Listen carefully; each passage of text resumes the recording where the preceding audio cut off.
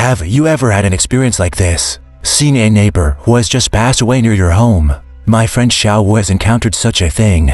Welcome to watch today's story. The story takes place in 2002. Wei Xiaowu was only in the second year of junior high school. He lived in an old residential building, similar to a factory building, with no property management and only 2 units, each with 6 floors. Xiaowu's family lived on the 6th floor, with the households per floor, but not door to door, which made the layout somewhat awkward. Each floor had voice-controlled lights, but the voice-controlled light on the 3rd floor had been broken since he could remember. The 3rd floor only had one household, with an elderly woman and a young couple. The young couple often worked overtime, so Xiao rarely saw them, but he often saw the elderly woman. The elderly woman's legs were not very good, and she liked just to meat and boil peanuts at home when she had nothing to do. Therefore, the fragrance of food would occasionally spread throughout the building every few days. Xiao was young and afraid yet hungry when he passed by the 3rd floor. He was afraid because the elderly woman's home was too dark. Even during the day when he looked through the windows,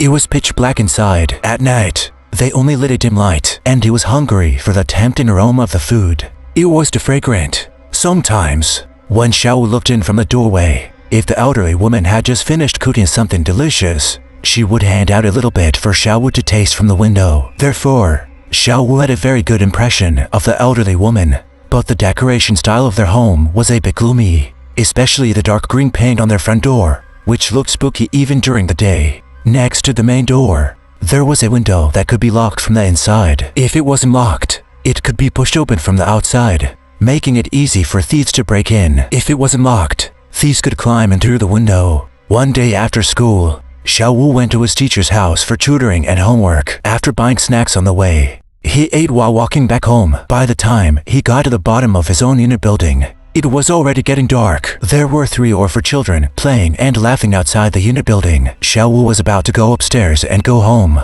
thinking that his grandmother should have cooked dinner already. He habitually shouted, "I'm home," and the voice-controlled lights immediately turned on. So he quickly continued upstairs. Just after turning the corner at the 2nd floor, visibility suddenly decreased because the 3rd floor was dark, and he could only see the stairs through the faint light from the 2nd floor. At that time, he found that the old lady on the 3rd floor was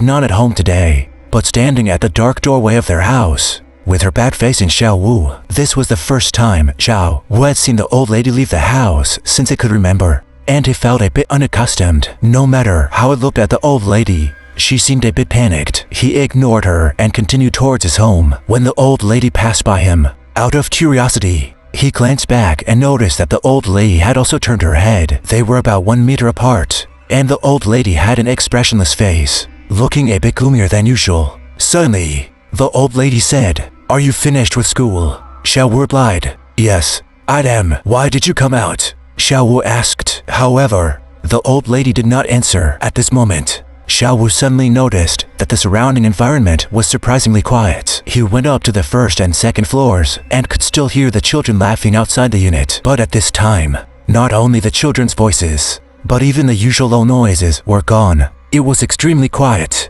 but he was young at that time and didn't think much. Looking at the old lady's expressionless face, he asked, "Did you forget to lock the door? Can you get in without your key? Do you want me to climb through the window and open the door for you?"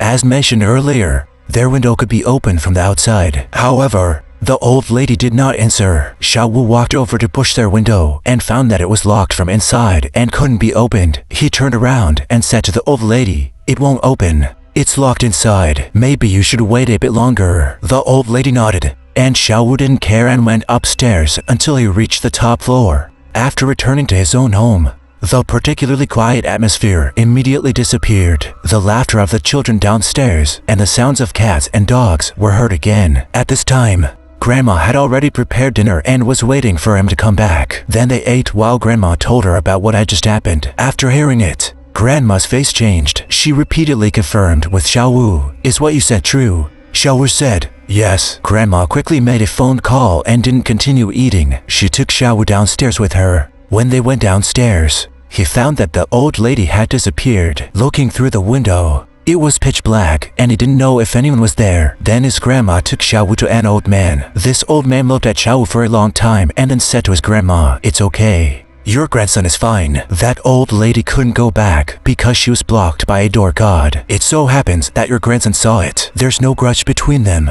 How could your grandson, who is so kind, possibly harm your grandson? Xiaowu's grandma was still worried and asked many questions before taking Xiaowu back with 2 methods or something else. At this time, Xiaowu only realized it turns out that the old lady on the 3rd floor had already passed away yesterday. Their family was all at the funeral home, so it was pitch black inside. If you like this story, please share it with more people. Thank you and see you tomorrow.